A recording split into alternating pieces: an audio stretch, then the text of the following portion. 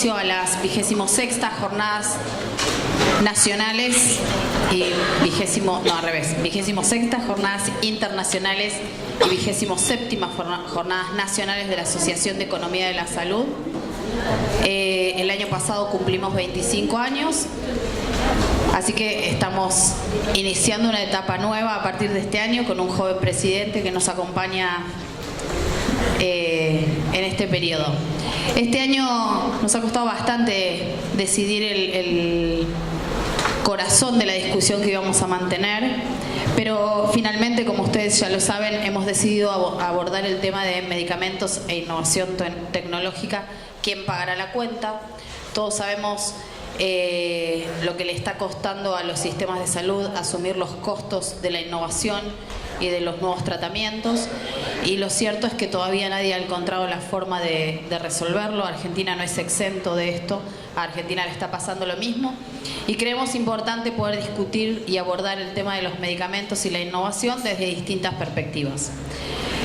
Como ustedes van a ver a lo largo de estas 3 jornadas que nos convocan, hemos invitado, por supuesto, como siempre, referentes del sector en cada uno de los temas que hemos elegido discutir, para que podamos conocer la perspectiva desde todas las miradas, desde los usuarios, desde los financiadores, desde los pacientes, desde la industria, desde el Estado. Esperamos que disfruten con nosotros estas jornadas, y vamos a dar inicio a la primera conferencia, que se llama casualmente de la misma manera que hemos llamado a las jornadas: Medicamentos e innovación tecnológica, ¿quién pagará la cuenta? Y quien va a dirigirnos la palabra es el doctor Ginés González García. Ginés, todos lo conocen, pero lo voy a presentar de todas maneras. Es rector honorario de la Universidad y Salud, es el presidente de la Asociación de Economía de la Salud y fundador de la asociación. Ginés es médico cirujano, o fue médico cirujano, especialista en administración de salud, magíster en sistemas de salud y seguridad social y especialista en políticas de salud, sistemas, medicamentos, economía. Fue ministro de Salud de la Provincia de Buenos Aires, ministro de Salud de la Nación y embajador argentino en la República Hermana de Chile.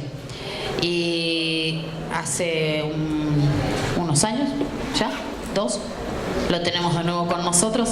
Ha vuelto desde Chile, así que tenemos la oportunidad de disfrutarlo más seguido. Así que bueno, los dejo con Ginés. Bienvenidos. Gracias. De los pocos lugares que me tratan como joven promesa, ¿no? Eso vale la pena. Hoy la tensión que hay, el debate que hay entre la regulación y la innovación es un tema bien central de debates que toman las más altas esferas. Se trató en el G7 último, los 7 países más poderosos del mundo.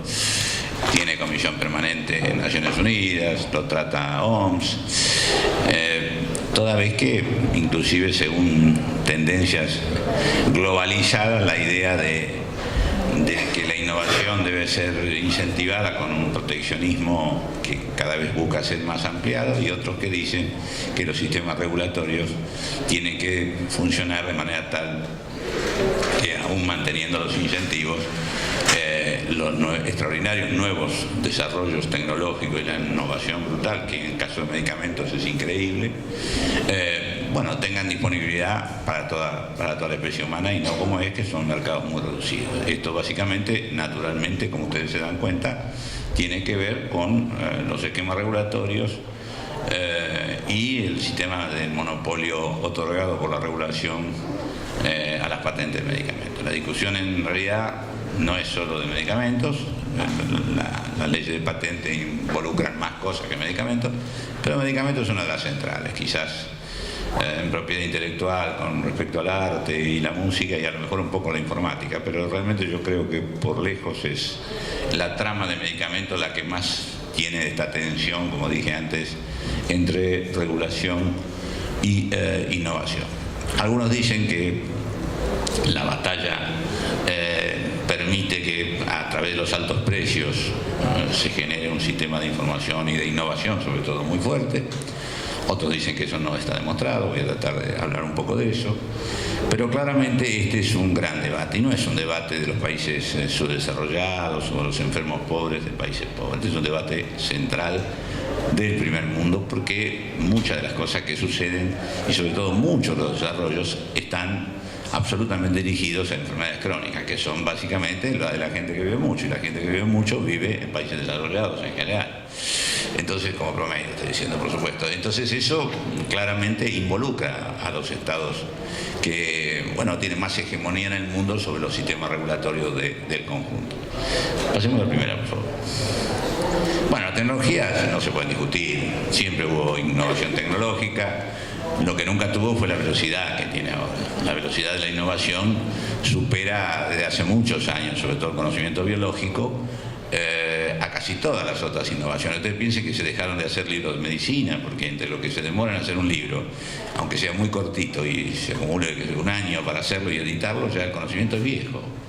Este ritmo innovativo trae muchos problemas también, porque cómo hacer que ese ritmo innovativo sea incorporado, en el caso del conocimiento biológico, al tratamiento y a la atención de los pacientes, que no es fácil no solo producirlo y no solo pagarlo, sino cómo distribuirlo para que el acceso sea universal.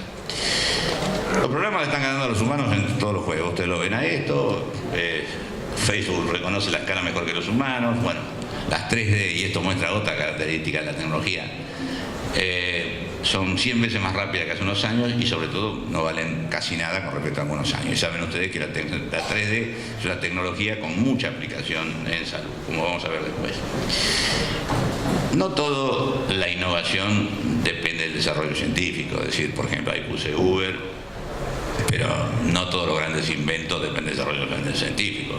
Netflix no tiene ninguna base científica, Medline, una cuestión que apoya mucho y sirve mucho para la salud, no tiene ninguna base científica, como no la tuvieron grandes inventores como Singer o como otros grandes inventores que no tenían ningún tipo de base científica. Simplemente quiero decir con esto que no es asociable totalmente la innovación a la base científica y la estructura de conocimiento. Esta otra cosa puse ahí, las computadoras leen artículos científicos a gran velocidad, es uno de los enormes motores de cómo avanza la innovación en nuestro área, porque se genera mucho conocimiento básico, pero no hay mente humana que lo pueda leer y cotejar y sumar. Las computadoras hoy, y eso es parte de una trilogía que es casi central, que es la unión de la nano, de la bio y de la informática, esa tecnología brutal que es la estrella actualmente, hace que el ritmo innovativo sea mucho más fuerte, y sobre todo porque computadoras resuelven, big computadoras por supuesto, monstruosas, resuelven en segundos el conocimiento y lo sintetizan y lo ponen detrás de determinados objetivos. Es decir, la ciencia básica hoy tiene en la computación una capacidad de síntesis y de hacer un escaneo de todo el conocimiento disponible como nunca hubo antes. Bueno, esto que a los médicos nos patea el ego, tantas cosas nos patean el ego últimamente, pero las computadoras diagnostican la enfermedad con mayor efectividad. Muchos colegas se ponen locos. ¿Cómo voy a ser yo el que no sepa la clínica? No, yo no lo veo como un enemigo, lo veo como un gran amigo. Si vos tenés una posibilidad de cotejar toda la información del mundo, poniendo los datos del paciente, poniendo los datos de la anamnesis, poniendo los exámenes clínicos y todo lo que yo como antecedente, y la computadora tiene más precisión diagnóstica que la que tiene las personas, me parece extraordinario. Ahora, después de eso sigue siendo el médico el que transmite eso, el que traslada eso, el que indica el tratamiento, el que va a tener más tiempo disponible para recuperar una relación bastante perdida, que es la de médico-paciente, etcétera, etcétera, etcétera. Es decir, en una palabra, creo que siempre tenemos que ver a esto como un aliado y no como un enemigo, como algunos por ahí lo ven. Y esto es la síntesis de lo que dije. El conocimiento en el sector avanza a la velocidad de un jet. Y yo creo que el acomodamiento del sector, sobre todo en términos institucionales y de procedimiento, vamos en un transatlántico. Y esa es una diferencias notables que hay entre el conocimiento y cómo funcionan las instituciones. Adelante, por favor. El Banco Mundial dice que entre 5 y 6 veces creció el PBI del mundo en los últimos 50 años, así que pese a algunos periodos que han sido más opacos, en los últimos 50 años han sido, vean ustedes, 6 veces el crecimiento. Ahora, ¿qué sucede con el gasto en salud? El gasto en salud, desde también hace 50 años, por poner una cifra arbitraria, pero viene subiendo incesantemente. Es decir, la torta grande creció mucho, creció 6 veces, pero el pedacito de la torta que se lleva a salud crece más rápido que lo que crece la torta. Por eso pasamos del 3 del PBI mundial hace 50 años en gasto en salud al 10 del PBI mundial en gasto en salud.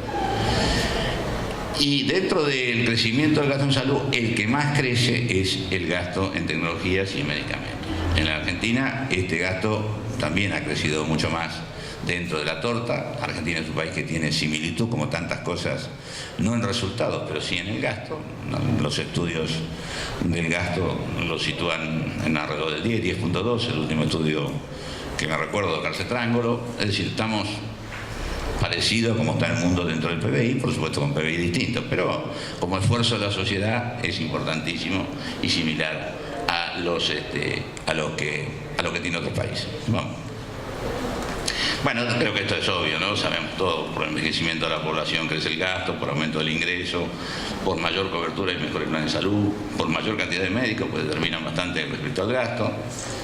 Ha crecido en muchos países a expensas del gasto privado. Yo creo que últimamente en la Argentina, sobre todo el último año y medio, año y 8 meses, está creciendo a expensas del gasto privado, pero esto no lo puedo demostrar, es simplemente una opinión. Y por supuesto porque ahí se mantiene la información, mercado imperfecto, cosa que todos sabemos, pero además patentes y nuevas tecnologías son un componente importantísimo y en expansión del gasto. Yo no me pregunte nadie cuántos ceros llevan los trillones, pero eso es la información de lo que va a ser el gasto mundial en medicamentos. Esto es IMS, no está puesto ahí abajo, me equivoqué no ponerlo, pero de todas maneras, fíjense ustedes, estamos en un gasto mundial en 1.1 trillones, no sé, acá hay unos cuantos economistas, sabrán cuántos ceros es un trillón, no me acuerdo yo ni por casualidad. Y además, miren lo que va a ser en 2021, o sea, dentro de 5 años, ¿no?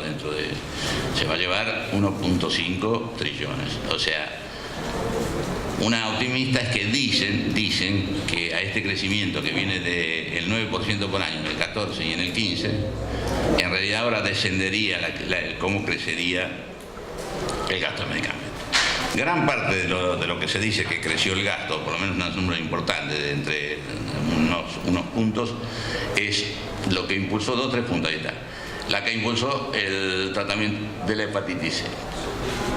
Pero hoy las estrellas que vienen expandiéndose dentro del universo de las nuevas moléculas se vinculan con 3 patologías básicamente, con los oncológicos, que viene primera, con los autoinmunes y con los diabetes. Estos van a ser los modales responsables del incremento del gasto. Esto es IMS, vuelvo a decir, mercado farmacéutico del mundo, ustedes lo saben, en Estados Unidos, pero China ya empieza a ser el segundo mercado más importante del mundo en el mercado en medicamentos. Vamos. Bueno, ¿qué está pasando? Los mercados desarrollados, la hipótesis son que van a orientar sus inversiones a las marcas originales, mientras que los mercados farmacéuticos en vía de desarrollo continuarán siendo impulsados por productos no originales. Yo creo que lo que pasó en los 80, 85 con genéricos en todo el mundo, en algunos lugares más atrás, en otros más adelante, nosotros tuvimos el honor de hacer la estrategia en el 2002, va a pasar una cuestión similar con los biosimilares en los próximos años en la discusión de todo esto en nuestro país. La estimación es que la innovación se va a llevar un pedazo todavía más grande del PBI en el 2021, ya ven 35%. Alguna vez leí en estos días que el nuevo interventor del PAMI, que estará mañana pasado acá con nosotros, bueno, quería bajar del 30 que se lleva de la cuenta que paga el PAMI, quería bajarlo al 25. Los pronósticos son que esto verdaderamente parecería tener una tendencia ascendente constante. Y por supuesto los mercados desarrollados serán los mercados originales, aunque también se dice que va a ser compensado, sobre todo en Estados Unidos, que es el mercado más caro y más grande del mundo, por las patentes vencidas y por los descuentos y rebajas, particularmente en Estados Unidos. Vamos a la que sigue. Bueno, acá está lo que dije recién, las áreas terapéuticas, como ven, de mayor desarrollo.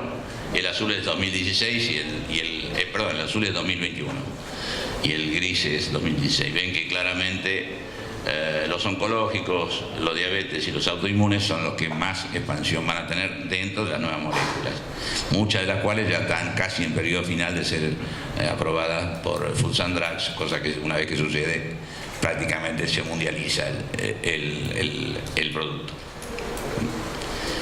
Bueno, ¿por qué cuestan tanto las innovaciones? Bueno, obviamente esta es una vieja cuestión que quien decide sobre el uso, que habitualmente somos los médicos, aunque obviamente también hay mucha presión directamente de los usuarios, pero a veces estamos vinculados con ese gasto. Naturalmente el uso insuficiente e indebido adquiere y aumenta los costos y por supuesto en muchos casos hasta expone a los pacientes a riesgos innecesarios. Y también hay una cuestión que tiene que ver con la orientación de la investigación. La orientación de la investigación está, obviamente, está lo que los incentivos son incentivos de mercado, está marcada por el mercado. El mercado busca clientes, no es un sistema de valores el mercado, es un sistema de precios y busca clientes además. Y entonces busca clientes que además puedan pagar la cuenta. Y eso significa que obviamente primero la orientación la investigación está orientada a enfermedades de países ricos que puedan pagar la cuenta o de ciudadanos ricos que puedan pagar la cuenta, que habitualmente la mayoría vive en los países ricos, y tratando además de mantener al cliente. Esto es que en vez de buscar algo que cure o en vez de buscar algo que prevenga, es mucho más rentable simplemente uno que trate, porque se asegura a un paciente por 15 o 20 años. Eso significa naturalmente un desaliento de la investigación a las actividades, como ustedes saben, a las olvidadas o a las que no son importantes desde el punto de vista del mercado porque no tienen quien las pague, o a las que tienen muy poca casuística, por lo cual el mercado es muy pequeño. Por eso puse esa última cosa. No solo cuenta el uso de las innovaciones, sino también la orientación general del desarrollo tecnológico, es decir, a dónde lo impulsa el propio Estado. Esto no lo va a impulsar el mercado por sí mismo, por los incentivos como están armados. Vamos a la otra. Bueno, los monoclonales están en Argentina, ustedes lo saben, no tengo el último número, pero el último que tenía ya estaba arriba de 500 millones de dólares. Y bueno, se incrementa en forma sostenida, pero no tiene todavía una característica que haya significado alguna... sigue siendo un mercado muy opaco, para decirlo rápidamente. No ha habido, aunque han aparecido biosimilares, no tiene un efecto muy importante en el sistema de precios. Bueno, esta para mí es una enfermedad muy utilizada, y el debate que dije al principio entre innovación y regulación y el acceso y no acceso está acá. La hepatitis C es una enfermedad mundializada, obviamente como casi todas hay más gente en los países en vía de desarrollo que en los países desarrollados, pero hay muchas personas en los países desarrollados. Esto implica que, por ejemplo, el año pasado casi 2 millones de nuevos casos. Y además es una enfermedad que tiene la característica que si evoluciona, empieza a evolucionar y da como consecuencia en muchos casos una cirrosis hepática y a veces un cáncer de hígado. Es una enfermedad con consecuencias fatales. Ahí están los 400.000 muertos al año. Y obviamente tiene coinfección con VIH y tiene, si bien viven el 81, como dije antes, los pacientes en países en vía de desarrollo, hay muchos que viven en los países desarrollados. Esto ha generado una crisis en la financiación, sobre todo en los sistemas europeos, que son mucho más solidarios que el resto de los sistemas mundiales. Porque lo que han hecho los sistemas europeos, vamos a la próxima, es tratar a los que pudieron. Ahora, los que pudieron fueron tratados con prioridades. Las prioridades se determinaron simplemente por estadio de la enfermedad, con lo cual no se trata a todos, sino se hace un orden de prioridad según gravedad de la enfermedad. Pero la enfermedad tiene este producto, y otros que aparecieron después, tienen la característica que negativizan el virus C. Es decir, en una palabra, se está dando una circunstancia donde se puede prevenir y eliminar una enfermedad con un medicamento que no es una vacuna. Fíjense la diferencia de precio. Esto es lo que es muy inexplicable para mucha gente. ¿Cómo puede valer el mismo producto, que además tiene una acción terapéutica concreta y efectivísima hacia esta patología? ¿Cómo puede valer en Estados Unidos $84.000 y en Pakistán 45? Es decir, este rango, yo a veces empiezo las clases diciendo esa frase, que los medicamentos no tienen precio, se los ponen. Y este es un caso clarísimo. Y en esta distorsión de precios siempre el mercado de Estados Unidos es el más distorsivo, porque es el que más altos precios tiene siempre. Cuando uno busca algún tipo de precio que signifique la mejora de acceso, se encuentra que Estados Unidos tironea tanto para arriba que empieza a ser un poco más difícil.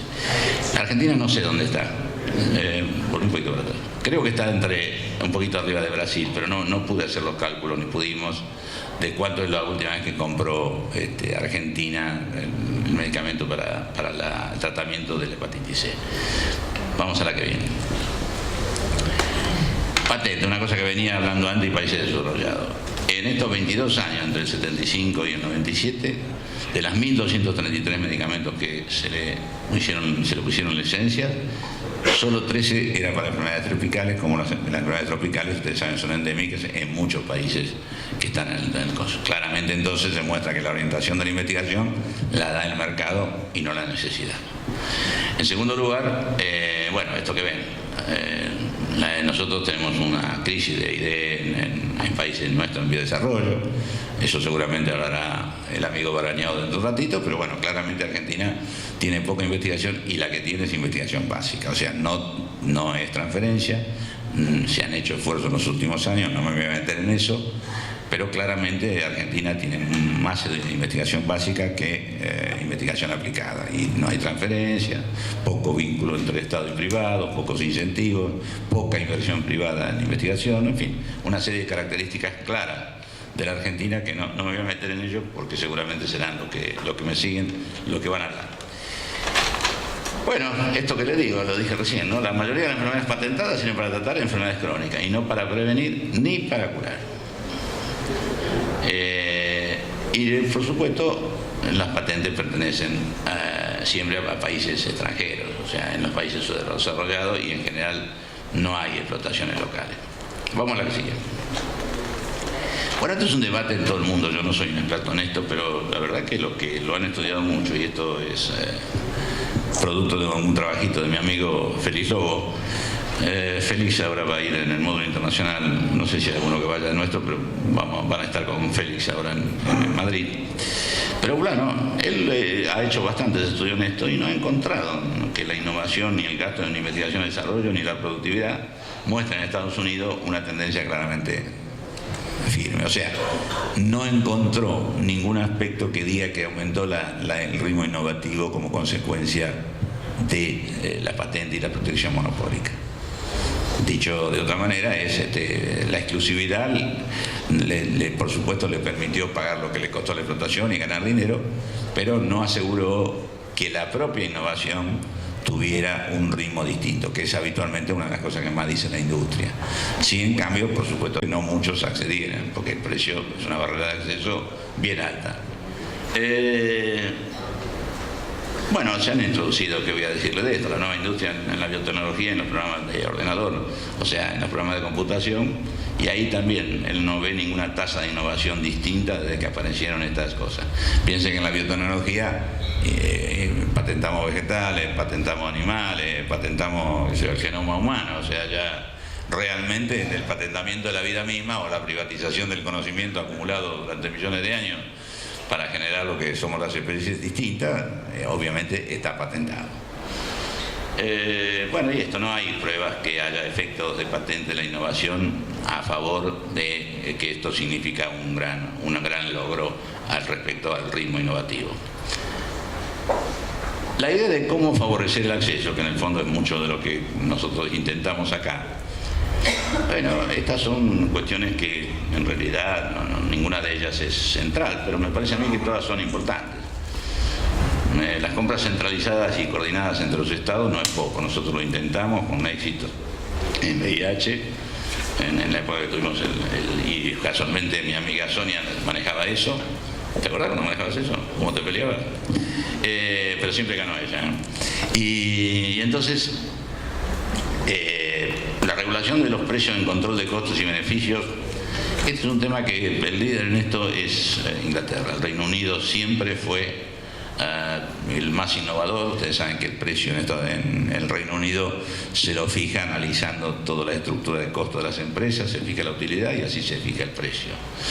Ahora están cambiando, y este sistema que lo tuvieron durante 50 años lo están llevando a cuánto la innovación le da de valor a lo que innova, es decir, cuánto se ganancia en eso, y en eso con eso de salud, claro, y eso con respecto al tratamiento existente, y eso es lo que le permite adjudicar el precio. Un sistema que recién empieza todavía no tiene demasiadas referencias. Precio de referencia, bueno, yo creo que ahí es uno de los grandes déficits de Argentina. Si Argentina tuviera tenido la estructura legal, o hubiera mantenido, mejor dicho, desde que lo hicimos, el precio de referencia, hoy el precio promedio del mercado de medicamentos sería muchísimo más bajo y existiría la competencia que no existe. Esto es la que viene de Fischer, porque, a ver, los sistemas están bregando, los sistemas de salud, para que todos tengan acceso, pero no para que tengan acceso a todo. Y esto hay que decirlo clarito, porque es como está sucediendo en el mundo. O sea, acceso universal, todo con acceso, pero no a todo. ¿Y cómo se decide ese todo? ¿Se decide con los estudios de costo-beneficio de la economía de la salud? No, imposible, no puede solo eso. Eso puede ser un soporte para ayudar, pero es una decisión política que implica la construcción de un consenso en la sociedad. Y eso, evidentemente, es uno de los temas más difíciles. Algunos países lo intentan con cierto éxito. Por ejemplo, si no pagas la aprobación de NICE en Inglaterra, no puede ser comprado por ningún trust que atienda a enfermos en el sistema público. Cosa que acá en el proyecto, que tampoco sé en qué estado está, porque me parece que está un poquito abandonado en el impulso del Ejecutivo, por lo menos no escucho ningún ruido en el Senado, muy claro eso no está. Y por supuesto también creo, hablando de esto, que no una agencia de evaluación de tecnología sola define un problema que es mucho más amplio que la agencia de evaluación de tecnología. Bueno, la última es obviamente la política que hicimos nosotros: prescripción por nombre genérico, sustitución en farmacia, listado terapéutico. Esas tres siguen vigentes, pero el precio de referencia no está vigente, y eso es lo único que garantiza que el resto funcione. Lamentablemente la sustitución, si bien funciona todavía, pero mucho de lo que tiene que ver, como Argentina tiene tantos precios del mismo medicamento, porque no tiene un sistema de precio uniforme, es que la industria, en vez de incentivar al paciente que consiga disminuir su copago o no copagar directamente con precio de referencia, le da utilidad mayor en algunos productos al farmacéutico. Entonces el incentivo es para el farmacéutico de que haga la sustitución, porque el otro tiene más ganancia, lo cual naturalmente es una distorsión, porque la idea es que sea el usuario, y por supuesto el precio promedio baje, y sea el usuario además el que use el precio de referencia para elegir él y por lo tanto hacer funcionar al mercado y a la competencia. Bueno, acá viene las propuestas alternativas. Algunos dicen que si en vez de haber patente hubiera derecho de comercialización, tendrían ventaja. Los derechos de comercialización, una de las ventajas que, por ejemplo, la industria no tendría que decir que hasta que se le aprueben le corre el tiempo de los 20 años mientras hace todos los estudios de factibilidad, sino que la comercialización sería autorizada a partir del producto listo, por lo cual el tiempo de duración de su monopolio sería mejor regulado tanto por el Estado como por la propia industria. Muchos quieren financiar públicamente, y hay varias ideas en esto, de hacer una financiación colectiva, es decir, hacer un fondo global de acuerdo, por ejemplo, al PBI de los países, y de ese fondo global financiar o cofinanciar la investigación, de tal manera que el costo de la investigación no recaiga sobre el precio y no lo tenga que pagar los pacientes. Claramente una idea importante. Tigris, por ejemplo, cree que esto sería lo mejor. Otros, en cambio, dicen que hay que hacer compromiso anticipado de mercado, por ejemplo, garantizar una compra del Estado, de manera tal que el que está produciendo la innovación sepa que tiene una compra asegurada. Esto creo que es lo que hizo Biogenes y una cosa así con las vacunas en Argentina, para decir algunos de estos mecanismos. Pero claramente lo que se busca es desligar el precio de la investigación del precio del producto, el costo de la investigación del precio del producto. Si no, es muy injusto, Caizo veo que además están enfermos, tiene una cuestión de desventaja muy notable. Ahora, cómo se retribuye y cómo mantiene el incentivo de la industria hay la diferencia. Otros dicen, por ejemplo, que cuando sale una vacuna, se hace una investigación de una vacuna, directamente este fondo tiene que comprar. Y a partir de ahí, de pagar por esa patente directamente, hacer de distintas maneras, con licencias para distintos lugares, que la producción sea masiva y el acceso sea mucho más masivo. Y en el caso de los medicamentos huérfanos, bueno, esto lo está haciendo Estados Unidos, los vales de tramitación, cuando uno tiene una enfermedad prioritaria o que está un poco abandonada o desatendida. Creo que el caso de Bendinazol es elocuente, fue hace una semana, 2 semanas, el patentamiento de ese producto, la aprobación, mejor dicho, de Food Drugs de ese producto en el mercado estadounidense. ¿Qué es esto del modelo de código abierto en la investigación? Bueno, esto es el modelo que se usa para la informática. Se llega a un grado de desarrollo y ahí se juega a que eso quede disponible para las distintas dispersiones que puede haber de un mismo desarrollo central, sean utilizadas por mucho. Y esto aumenta el ritmo innovativo, por lo menos en la informática, de una manera notable, y hay quien están diciendo que esto debe ser también aplicado a salud. Por supuesto, mucha de la que se investiga, la financiación pública que dio base, no es valorada, o sea, no es retribuida. Entonces lo que se quiere es que si la información básica intervenga medio como compensación del precio final del producto, o sea que lo público tenga que ver en un pedazo, en algún caso se queda con dinero, como en el caso de Israel, en otros casos se juega a que baje el precio de esa parte del componente público que tiene la investigación. Y otro mecanismo, bueno, subvenciones, grabaciones fiscales, etcétera, etcétera. Bueno, son compromisos de compra anticipado, lo que dije recién. Es decir, todo esto son de las últimas cosas que hay en el mundo buscando, vuelvo a decir, manejar el derecho a acceder, que el caso de la hepatitis C sigue siendo dramático en todo el mundo. Dale. Bueno, ¿quiénes se ocupan de esto? De lo más importante, todos. La última reunión de cumbre del G7 en Japón, esta de 2016, se ocupó centralmente de esto, de las Naciones Unidas. Obviamente la OMS se tiene que publicar y ocupar, y distintas comisiones, cada una de ellas yo le comentaba recién a Roberto Bizán, que en el caso de Argentina esto no es neutro, porque Argentina está, según lo que dicen los diarios, intentando entrar en bloque con el Mercosur en la Comunidad Económica Europea. Y eso, como todo club de los ricos, tiene costo de ingreso. Y el costo de ingreso puede ser propiedad intelectual, claramente. Hay una tendencia al reforzamiento de las exclusividades en propiedad intelectual, de varios, no es lo que voy a hablar ahora, pero claramente se quiere prolongar, con lo cual los precios difíciles de acceder serían prolongados, y esto en esa negociación va a estar. Creo que en ese sentido, obviamente confío que los negociadores de Argentina sepan que esto puede tener impacto en muchas cosas, pero principalmente en el costo de los medicamentos. ¿Por qué puse esto? Porque lamentablemente, si bien yo creo que hay gastos que han aumentado, sobre todo de seguridad social, lo que está pasando en el presupuesto de salud, y estos son las leyes del presupuesto, la fuente, tomé 2 porque son los más importantes, la provincia de Buenos Aires y la nación, están teniendo una disminución de su porcentaje dentro del presupuesto global. Las dos provincias y nación tuvieron 17% menos, es decir, ahí lo ven, dale al siguiente que es un cuadrito. Acá se ve claramente, han bajado los 2 presupuestos como parte total del presupuesto, tanto el nacional, que el 2% del presupuesto era el 2.4%, y el de la provincia de Buenos Aires, que también bajó, con lo cual naturalmente no solo eso explican, pero también hay una tendencia a alejar el gasto público de la salud.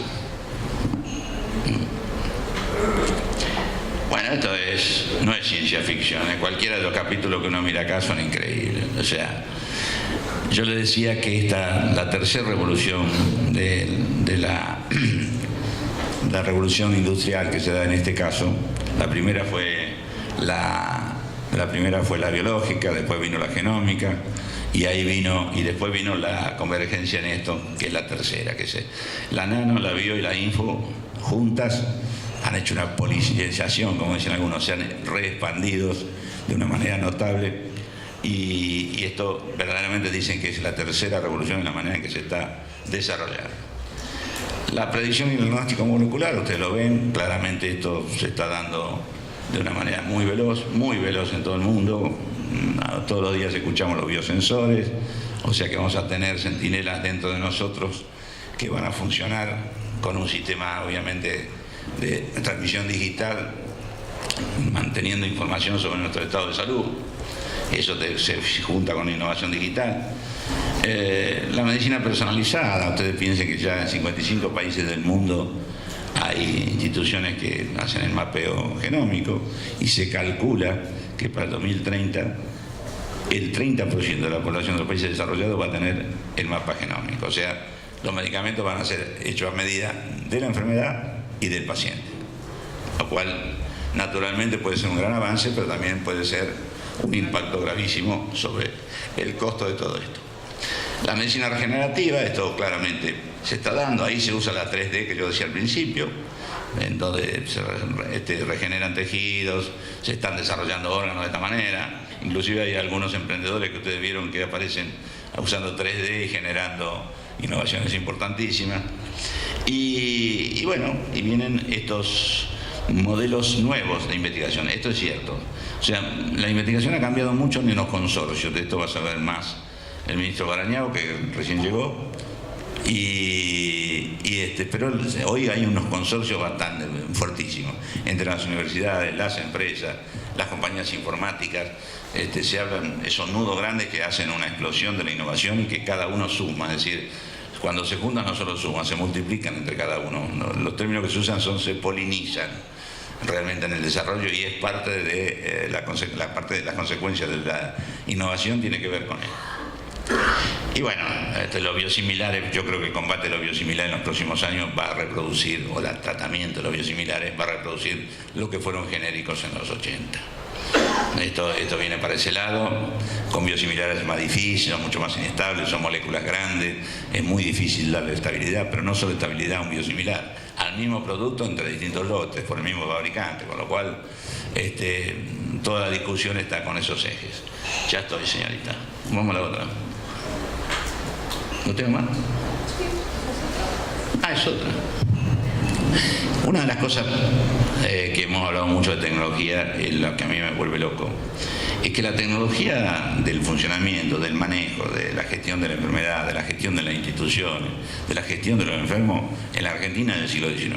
Yo estuve hablando del siglo XXI, en la velocidad del siglo XXI y en las cosas que vienen por trascendencia mundial y que van a ser incorporadas en nuestro país, que en ese sentido incorpora a tiempo real muchas de estas cosas. Lo que no tiene que es que no pongamos nada de tecnología en el manejo global, en los procedimientos, en la forma que hacemos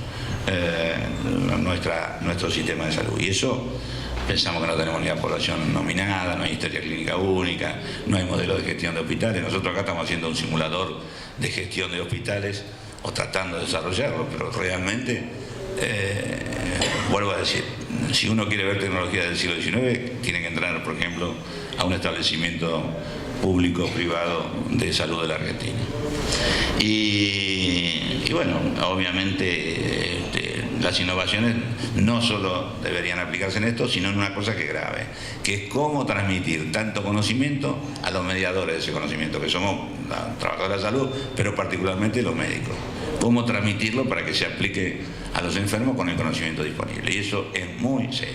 Hoy los programas de capacitación de la Escuela de Medicina, cuando se diseñan muy modernos con toda la innovación, que no es solo tecnológica, sino hay un cambio cultural muy fuerte, en la mitad de la carrera se quedan absolutamente vencidos porque cambió todo tanto. Así que hay que cambiar el mismo programa, que además no es solo su facultad de medicina, sino su capacitación posterior, residencia, etcétera, etcétera. O sea, los 10 años que cuesta formar un médico, o 9 de los lugares, en realidad tenés que cambiar el programa 2 veces porque el ritmo innovativo y el cambio cultural te lo obligan.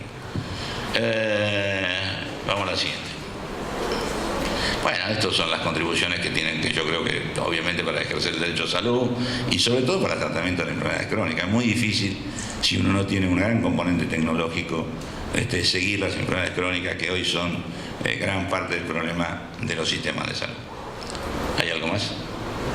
No, bueno, esto es muy rápido. Yo no creo que se disminuya el trabajo. Claramente en todos los estudios que dicen que no va a haber más trabajo, que se elimina el trabajo. Hay algunas industrias que es muy crítico, esto es el comercio, por ejemplo. Obviamente Amazon terminaría con el comercio como es, o los robots y las fábricas de autos. En salud no es así. En salud no hay ningún estudio que diga que esto va a ser así. Claramente la mano de obra tendrá que ser más capacitada, tendrá que... pero es siempre personas que atendemos a personas.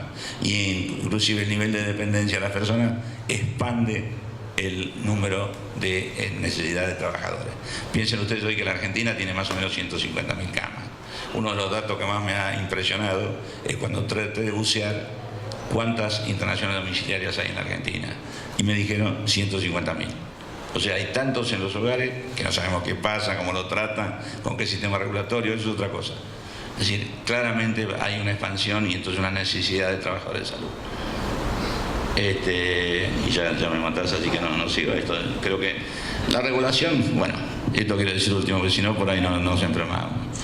Yo creo que más allá de esta innovación tecnológica, que como decían algunos muy antiguos, no hay forma de detenerla, uno tiene que regularla, tiene que establecer prioridades y tiene que buscar la forma de mantener un ritmo innovativo importante en un país que además tiene capital intelectual para esto y que eso que se refleje en formas que signifiquen el acceso a todos los ciudadanos.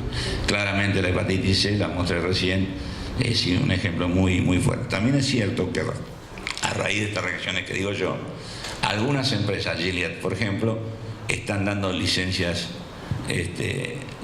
obligatorias sin que los obliguen demasiado a países pobres, de manera tal que la disponibilidad del medicamento esté para todos. Pero bueno, este es uno de los temas que acosan a la humanidad.